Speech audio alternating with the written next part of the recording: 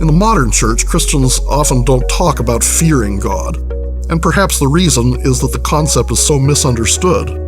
When modern Christians think about fear, we usually associate it with terror and fright. We fear things that can harm us, things that intend evil against us. And without a doubt, the Bible often uses the word fear this way. But this kind of fear of God has no part in the life of a believer. As the Apostle John wrote in 1 John chapter 4, verses 17 and 18, love is perfected with us, so that we may have confidence in the day of judgment. Because as he is, so also are we in this world.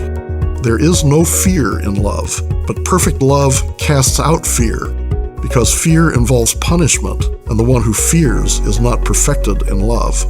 Love is perfected in Christians, and this perfect love casts out fear, because God will never harm us. Therefore, this is not the kind of fear that Scripture intends when it speaks of the fear of God in a positive way.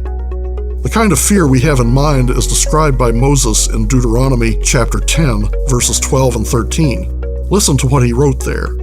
"And now, O Israel, what does the Lord your God ask of you, but to fear the Lord your God, to walk in all his ways, to love him, to serve the Lord your God with all your heart and with all your soul, and to observe the Lord's commands and decrees that I am giving you today for your own good." For instance, in Isaiah chapter 33, verses 5 and 6, we read this exhortation, "The Lord will be the sure foundation for your times, a rich store of salvation and wisdom and knowledge. The fear of the Lord is the key to this treasure." Notice that far from being an expression of terror, reverential fear is associated with confidence in God as our sure foundation and salvation. In Isaiah chapter 11, verses 2 and 3, we find that this fear also characterizes the Messiah.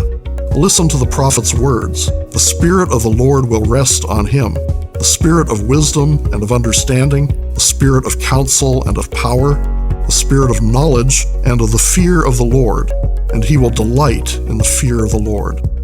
Reverential fear is not a cowering, threatened response to God. On the contrary, it is a delight. Reverential fear of God is the sense of living in his constant presence. It is the understanding of who and what God is, and of what he requires of us. And as such, it is both an aspect of love and a motive to perform good works.